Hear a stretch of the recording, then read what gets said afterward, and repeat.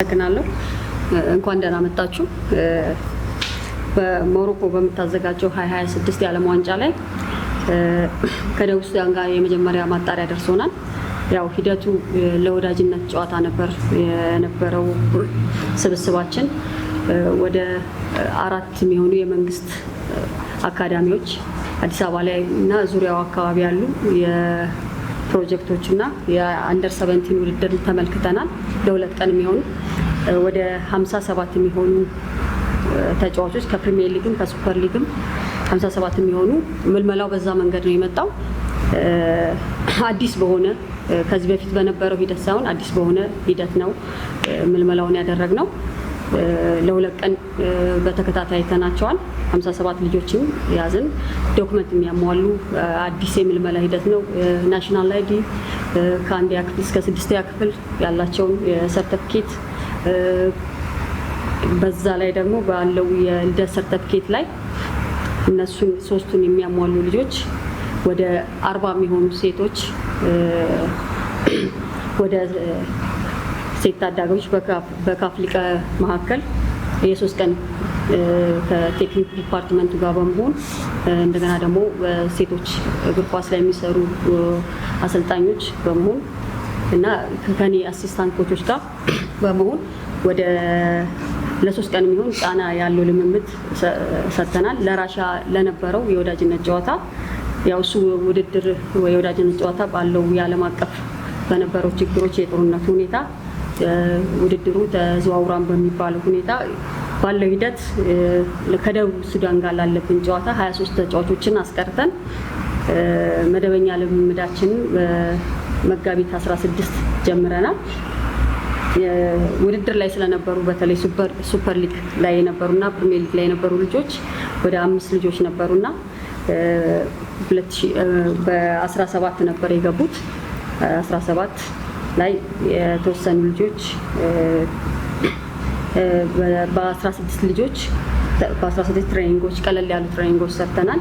በ18 ደግሞ ያሉበትን የፊትነስን ደረጃ ለማየት ደረጃውን ለማወቅ ውድድር ላይ እንደሆኑ እናውቃለን። ውድድር ላይ የሌሉ ልጆች ደግሞ ስላሉ ያው ያለውን ሌቭል ለማወቅ የፊትነስ ኮቻችን በሰጠን መሰረት ያለው የልጆቹን አቋም ፊትነስ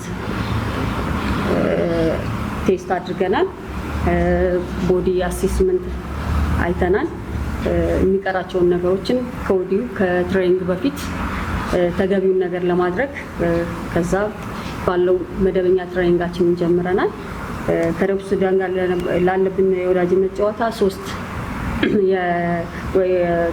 ከደቡብ ሱዳን ጋር ላለብን የደርሶ መልስ ጨዋታ 3 የወዳጅነት ጨዋታዎች አድርገናል።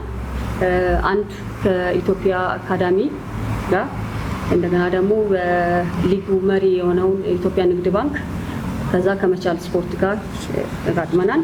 በነበረው ከኢትዮጵያ ንግድ ባንክ እና ከመቻል የነበረው ያው ደቡብ ሱዳኖችን በብዛት ስናያቸው ቪዲዮ አላገኘንም። ትንሽ ፊዚካሊ ከመቻል ተጫዋቾች እና ከኢትዮጵያ ንግድ ባንክ ጋር ትንሽ ተመጣጣኝነት ስላለው ቢያንስ ቻሌንጁን ከዚሁ እንዲለምዱ በትክክል የምንፈልገውን ነገር ደግሞ ሰው ሜዳ ላይ ነው የምንጫወተው። አዌ ጌም ስለሆነ ቢያንስ እንኳን ሜዳችን ጎሏችን ሳናስደፍር የተሻለ እንቅስቃሴ አድርገን ለመውጣት በትክክል ዲፌንሲቭ ፕሪንሲፕሎችን ተከትለን የተሻለ እንቅስቃሴ አድርገን ወጥተናል።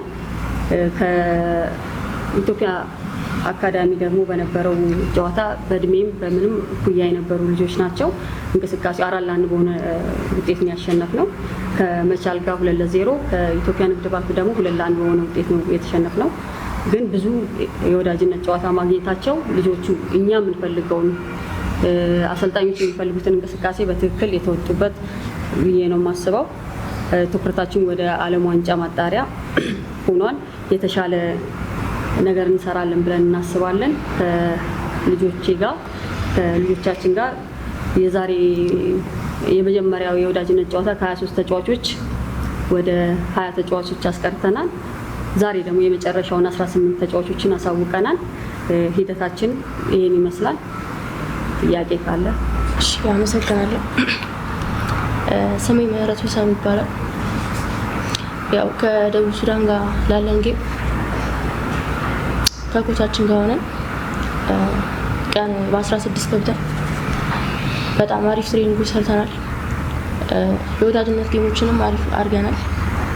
ያው ደቡብ ሱዳኖች በፎቶ እንዳየን ረጃጅሞችና በጣም ስትሪንግዝ ናቸው እና ያን በማስመልከት የወዳጅነት ጌሞች አድርገናል። ከነሱ ጋር ይመሳሰላሉ በማለት ከኢትዮጵያ ንግድ ባንክ ጋርና ከመቻል ጋር አድርገናል። እነዛ ጌሞችን ደግሞ ራሳችን እንድናይ አድርገውናል። ራሳችን አይተን ከደቡብ ሱዳን ጋር ያለው ጌም የተሻለ ነገር አድርገን በድል ለመመለስ ዝግጁ ነን። በጣም እንግዲህ በተለይም ደግሞ ከቅርብ ጊዜ ወዲህ የእድሜ ተገብነት ይነሳልና እናንተ ምርጫ ስታደርጉ ምናልባት የተጠቀማችሁበት መንገድ በተለይ ይሄን ለመቅረፍ የፓስፖርት ሜቴድ ነው ኤምአርአይ ነው ወይስ የዲጂታል መታወቂያ ተጠቅማችሁ ነው? ምናልባት የትኛውን ሜቴድ ተከትላችሁ ነው ልጆቹን ሴሌክሽን ፕሮሰስ ያደረጋችሁ? ከዛ በተጨማሪ ደግሞ የተቃራኒ ቡድን ስትመለከቱ ምናልባት ቀደም ሲል እሷ እንዳነሳችሁ ደቡብ ሱዳን በተክለ ሰውነት እጅግ ከኛዎቹ ትንሽ ይበልጣሉ በቁመትም ደረጃና ይህን ለመመከት ምናልባት የተዘጋጃችሁበት መንገድ ምን ይመስላል የሚለው ነው። አመሰግናለሁ። ያው ቅድም ተናግሬ ያለው ሪፖርት የነበረውን ሂደት በመጀመሪያ የነበረው ሂደት በናሽናል አይዲ የሚያሟሉ ከአንደር 17 በታች የሆኑ ይህ ፕሮሰስ ሲጀመር ለወዳጅነት ጨዋታ ነበር። አንደር 16 የሚባል ራሽያ ዩኤፋ የጋበዘችን ጨዋታ ነበርና ለዛ ተብሎ ነበር መጀመሪያ ፕሮሰሱ የተጀመረውና ከዛ በኋላ ላለብን የዓለም ዋንጫ ማጣሪያ እነዚህ ልጆች ይካተቱ በሚለው 23 ልጆች የሚያሟሉ ልጆች ናቸው ፓስፖርት የሚያወጡት። ናሽናል አይዲ፣ የልደት ሰርተፊኬት እና ከ1 እስከ 6 ባለው የትምህርት ቤት ቴክኒካል ዲፓርትመንት በመረጠው ሁኔታ እነዚህ ልጆች ኳሊቲያቸውን ያየናቸው 23 ልጆች በካምፕ እንዲያዙ ሆኗል።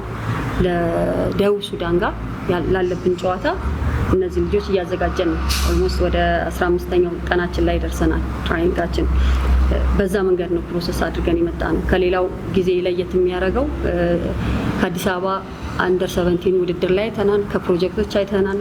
እንደገና ደግሞ 4ቱ የመንግስት አካዳሚዎችን አይተናል። ለየት የሚለው ውድድር ላይ ነበር ከዚህ በፊት የነበረው ፕሪሚየር ሊግ እና ሱፐር ሊግ ላይ በሚለው ነበር እና ፓስፖርት ያለው የሌለው ነበር። ለየት የሚያደርገው አሁን ባለው ሂደት ናሽናል አይዲ እና የልደት ሰርተፊኬት የሚያሟሉ ልጆችን ነው የመለመል ነው። ያን የሚያሟሉ ልጆችና በውድድር ያየናቸው ልጆች አሉ ሱፐር ሊግ እና ፕሪሚየር ሊግ ላይ። እንደገና ደግሞ በምልመላው ሂደት ያላቸውን ኳሊቲ ለእኛ ጨዋታ ይሆናሉ ብለን የምናስባቸው ልጆች ውድድር ላይ የሌሉ ልጆችም ነበሩ ከ23ቱ ማለት ነው። የቀሩም ልጆችም አሉ። አሁን ጥሩነሽ አካዳሚ 2ኛ ዓመት ላይ የነበሩ 3 ልጆች አሉ። ውድድር ላይ አላየናቸውም። እዚህ ምርጫ ሂደት ላይ ነው ያየናቸውና በሂደት የመጡ ልጆች ናቸው። ያው ቀደም እንደነገርኩ በኢንተርናሽናል ጌም የኛ ልጆች አሁን ላይ ልምድ የላቸውም።